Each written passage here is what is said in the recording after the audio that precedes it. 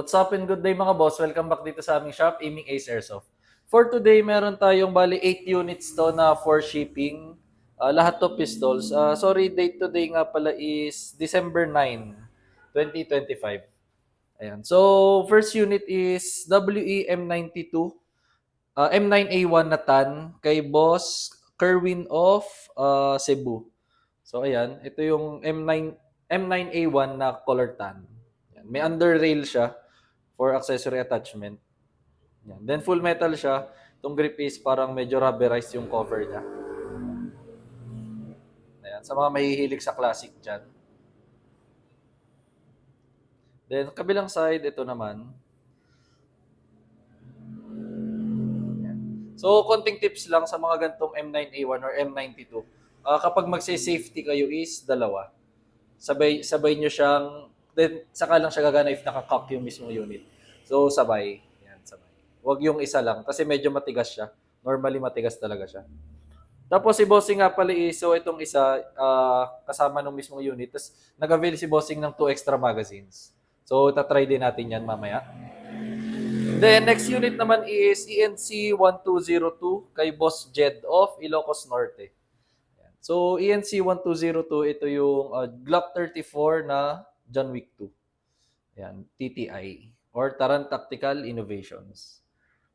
Yan. So, napakaganda ng markings ng ENC. Then, ito yung kabilang side.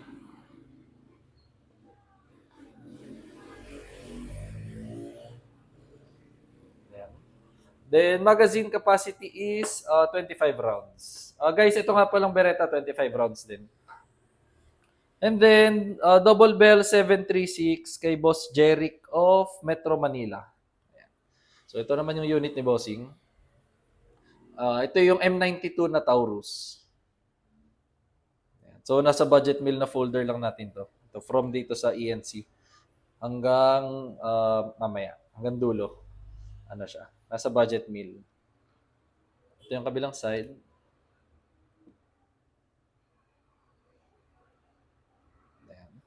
Then magazine capacity 25 rounds din. Then next unit double bell 303 kay Boss Ronald of Leyte. Yan. So ito naman yung unit ni Bossing.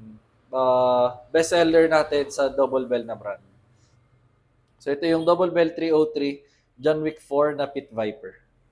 So kita nyo naman talaga napaka-pogi ng forma niya. Ayan. Then naka fiber optic na yung front sight tsaka rear sight. Adjustable up and down itong rear sight.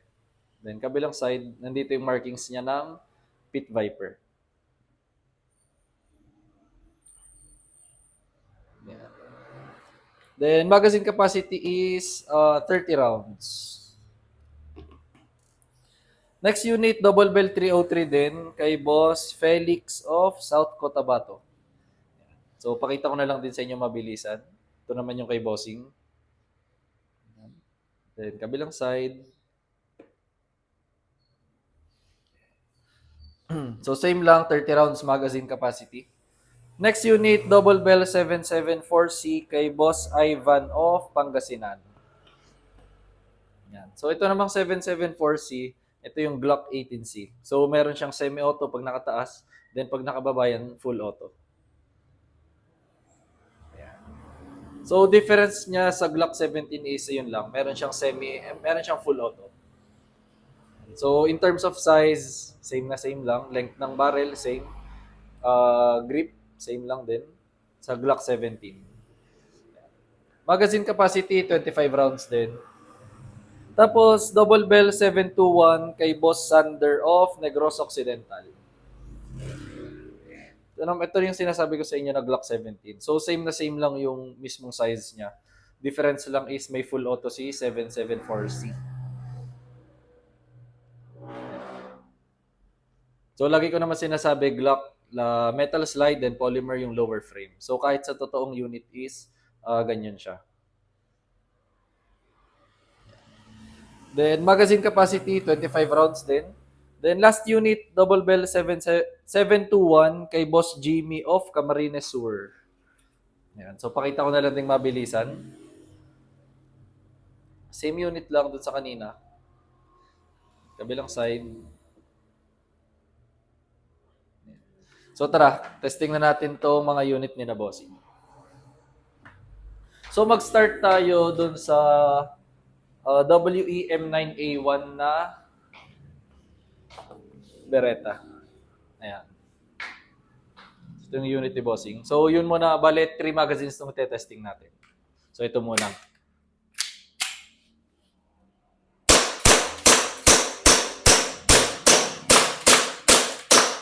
So slide lock pag wala na siyang BBs.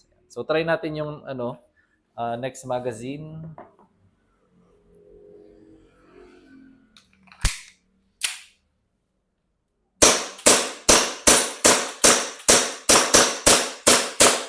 So slide lock din. Next magazine ni bossing, try din natin.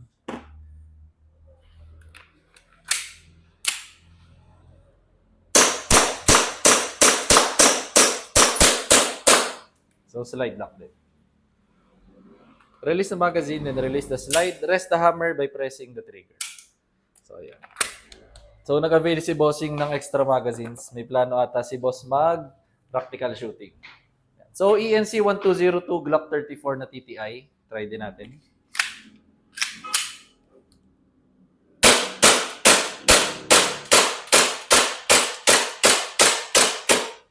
Slide lock. So, same lang din, release magazine, then itong slide, pwedeng hilahin na lang. Then, yung trigger. Next unit, itong Double Bell 736 na M92 na Taurus.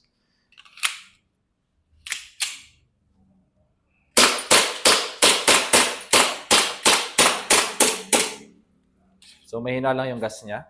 Try natin.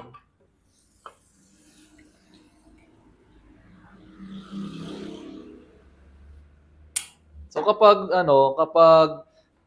yung gas niya is mahina, hindi talaga siya maglalak. So try natin.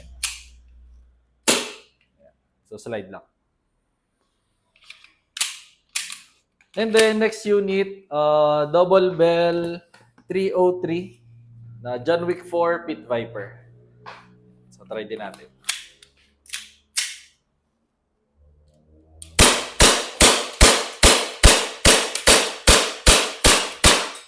Slide lock.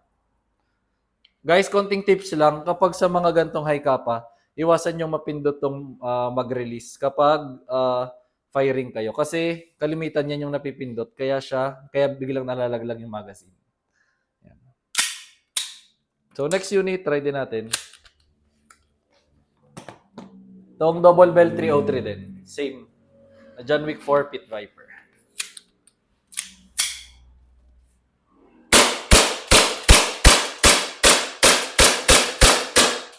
Slide lock. Next unit. So, ito, last 3 units na. Glock 18C na semi and full auto. So, try muna natin yung semi-auto.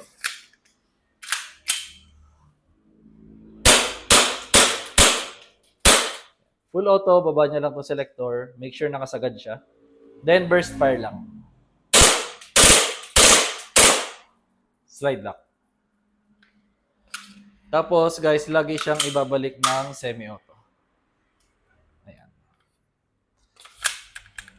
Last 2 units, itong Double Bell 721 na Glock 17.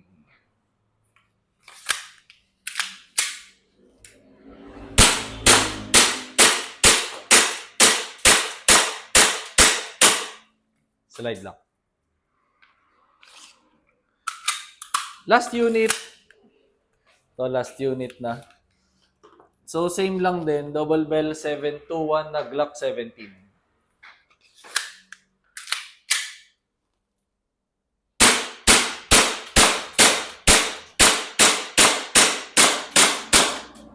Slide lang. So, yun lang, bossing. Medyo madami-dami yung shippings natin. So, mga bossing, if may inquiries kayo, message lang kayo sa aming page. Aiming Ace by CJO. Thank you.